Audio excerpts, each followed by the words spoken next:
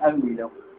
Ay, parehas kayo ng guardian. Nakita ito ng guardian sa bangko. Sabi niya, lobat naman to eh. Sabi niya sa akin, iniiwanan ko. Sir, ganito po yan, no? Ayan po, ganyan po. Ay, ginagawa mo ko taka. Ay, hindi po. Sinasabi ko lang po. Sige, salamat po. Ang ina, basig sa akin eh. Naiwanan ko yung ano ko dyan, nagpapalit ako ng pera sa bangko. Intutan ako ng supervisor namin. Ang ngayon ito, nag-record ko. Ay mo, sige, bahala ka dyan eh. Kulat mo ang picture mo. So, anong masasabi mo? Wala. I'm back. Bugong gordo ka kunin po yung cellphone ko. You're back like the bag. Hindi, sabi niya, sa'yo ba yung cellphone mo? Ano bang ng cellphone mo? Sabi ko, X302 po yun. Sabay itim yung likod, sabay puti. Inaiwanan ko ngayon, sobrang pagmamadali. Yun yun. Marunong ka na ba, Ray? Marunong ka na? Yung sa akin, gago. Putang ino mo, ikaw, gago ka ha?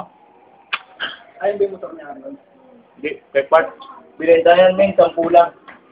Oo, tungkol ko yan, ano. Kaya benta yan. Mura na lang naman. Alam mo, mamaligaw yun. Oo, dahil. Lagi puntang mo daw. Uwi na daw. Mamaligaw yun.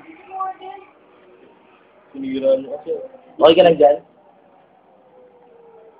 Okay ka lang. Mali talaga to, mali.